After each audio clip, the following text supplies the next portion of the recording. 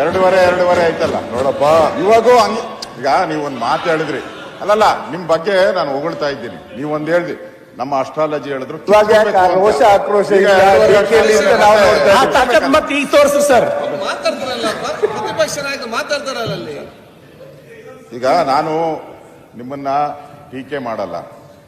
ನಿಮಗೆ ನಿಮ್ಮ ಹಿಸ್ಟ್ರಿಯನ್ನ ಹೇಳಿದ್ದೀರಾ. ಜಯಚಂದ್ರ ಅವರು ಇದಕ್ಕೆಲ್ಲ ಸಾಕ್ಷಿಯಾಗಿದ್ದಾರೆ. ಪಕ್ಕದಲ್ಲಿ ನಾವು ಇದ್ದೀರಿ, ಎಲ್ಲ ನಾವು ನೋಡಿದ್ದೀರಿ ಹಿಂದೆ ಏನೇನಾಯ್ತು ಎಲ್ಲ.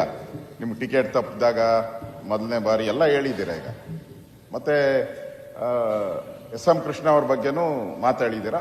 ನಾನು ಇವತ್ತು ಹೇಳ್ತೀನಿ, ಅವರಿಂದ ನಿಮಗೆ ಒಂದು ಒಳ್ಳೇದಾಗಿದೆ, ಪ್ರಶ್ನೆನೇ ಇಲ್ಲ. ಸೊ ತಾವು ಒಂದು ಮಾತು ಹೇಳಿದ್ದೀರಾ, ಕಿತ್ಕೊಬೇಕು ಅನ್ನೋದು, ಒದ್ದು ಕಿತ್ಕೊಬೇಕು ಅಂತ. ಅಂದ್ರೆ ಪಾಠ ಇಲ್ಲಿರೋರಿಗೆಲ್ಲ ಅದೇ ಪಾಠನ, ಇಲ್ಲಿರೋರ್ಗೆಲ್ಲ ಅದೇ ಪಾಠನ ಒದ್ದು.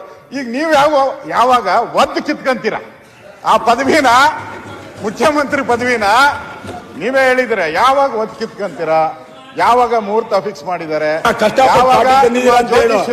ನಿಮ್ಮ ಜ್ಯೋತಿಷ್ಯರು ನಿಮಗೆ ಒದ್ದು ಕಿತ್ಕೊಬೇಕು ಅಂತ ಹೇಳಿದ್ದಾರೆ. ನನಗಿರೋ ಪ್ರಕಾರ, ನನಗೂ ನೀವೆಲ್ಲಿ ಹೋಗ್ತೀರಾ ನನಗೂ ಗೊತ್ತಿದೆ. ನೀವೆಲ್ಲಿ ಹೋಗ್ತೀರಾ ಅದು ಗೊತ್ತಿದೆ ನನಗೆ ಅವ್ರು ಹೇಳಿದ್ರು.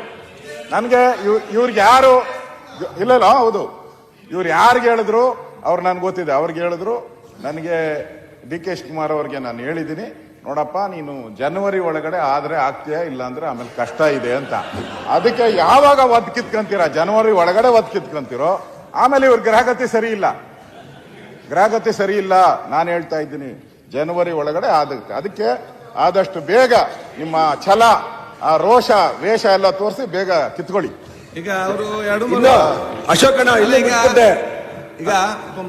ಅಲ್ಲ, ಇನ್ನು ಹೇಳ್ಬೇಕಾಯ್ತು. ಅವ್ರ ಅಧ್ಯಕ್ಷತೆಯಲ್ಲೇ ಸರ್ಕಾರ ಬಂದಿದ್ದು ಅಂತ, ಕೆಪಿಸಿಸಿ ಅಧ್ಯಕ್ಷರಾಗಿ ಸರ್ಕಾರ ಬಂದಿದ್ದು ಬಿಟ್ಬಿಟ್ರಿ.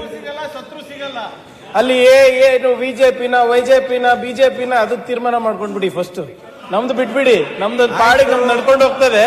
ನೀವಲ್ಲಿ ಒದ್ರೂ ಆಗಲ್ಲ, ಸತ್ರೂ ಆಗಲ್ಲ. ನಿಮ್ ಹೈಕಮಾಂಡ್ ನಿಮ್ ಮಾತು ಕೇಳೋರಲ್ಲ. ಈಗ 2 ದಿವಸ ಖರ್ಗೆ ಅವ್ರು ಇದ್ದಿದ್ದಿಲ್ಲ, ಚೆನ್ನಾಗಿ ನಡೆದಿತ್ತು.